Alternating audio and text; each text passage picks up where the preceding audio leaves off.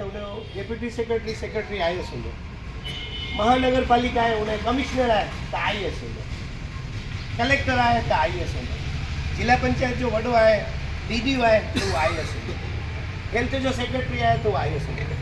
Chief secretary है तो IAS हूंदो। वो IAS हूंदो त ई उनखे उहे जॻहियूं मिलंदियूं।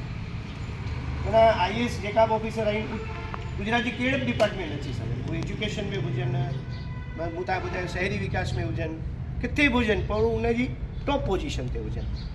એટલે ही IAS जी परीक्षा થોડીક ન પણ જામ દુખી आहे, પણ સાईं झूलेलाल भॻवान जा आशीर्वाद थिया।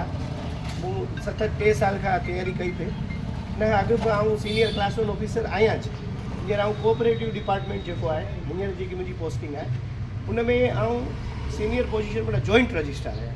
उन में आऊं छा कंदो आहियां तव्हांखे ॿुधायां त जेका बि यार्ड अथव की तव्हां यार्ड ॾिसो था जे त सॼे गुजरात जा यार्ड पोइ जेतिरी कोऑपरेटिव बैंकूं अथव, राजकोट नागरिक सहकारी बैंक आहे की हीअ आहे, पोइ जेतिरी बि खीर जी डेयरी हूंदियूं आहिनि जेको दूध संघ बाजंदा आहियूं असां हुनखे मिल्क यूनियन चवंदा आहियूं, बराबरि। पोइ जेका व्याज वठाव जा लाइसेंस हूंदा आहिनि उनखे जेका इशू कंदा आहिनि, भले उहे जेकी बि कैटेगरी में कोऑपरेटिव में जेका बचनि था उन जा स्टेट जो वॾो आहियां हींअर उन में आहियां। पर हिन में रहंदे रहंदे मुंहिंजी परीक्षा ॾिनी, पर हाणे आऊं IAS में सिलेक्शन थियो आहे मुंहिंजो थियो आहे। IAS जेका बि अधिकारी हूंदा आहिनि सेंट्रल गवर्नमेंट जे अंदरि अची वेंदा आहिनि। पर मूंखे माना उनखे भारत में किथे बि पोस्टिंग थिए, पर मुंहिंजी आहे न गुजरात केडर आहे ऐं गुजरात केडर जो IAS आहे। माना रिटायर थींदुसि त गुजरात में ई घुमंदुसि। गुजरात ॿार केडर माना तव्हां UPSC परीक्षा ॾींदा आहियो तॾहिं केडर नथी थींदी आहे तव्हांजो मेरिट में आहे। तव्हां चओ कि भई जेको UP वारो आहे त पहिरीं लिखे UP, ॿियो लिखे उत्तराखंड, ॿियो लिखे महाराष्ट्र, पोइ उन मेरिट हुजे, मेरिट में उहो सुठो ईंदो हुजे, UP मिले त मिले, पोइ UP न मिले त उनखे ॿियो उत्तराखंड मिले, उत्तराखंड न मिले त उनखे।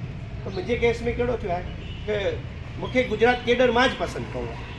माना मुंहिंजी पोस्टिंग थ्रू आउट मुंहिंजी कैरियर गुजरात में ज रहंदी, माना गुजरात सवार बि चवंदा आहिनि इन जी भाषा में।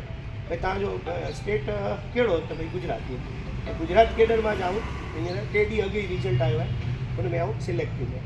ऐं हिन परीक्षा में छा हूंदो आहे कि पहिरीं दिल्ली लेवल एग्ज़ाम वठाइबी आहे, हुन में तव्हां थ्रू थियो, पोइ दिल्ली लेवल जे तव्हांजो इंटरव्यू हूंदो आहे, त भई छेलो फाइनल सिलेक्शन इंटरव्यू मथां हूंदो आहे। उहा सॼी अहिड़ी फेज़ हूंदी आहे, उहा फेज़ पास करे आऊं गुजरात केडर लाइ सिलेक्ट थी वियो।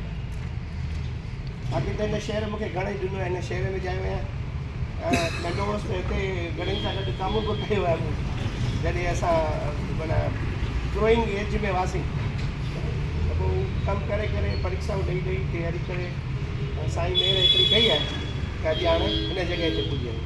तव्हांजो ख़ूब ख़ूब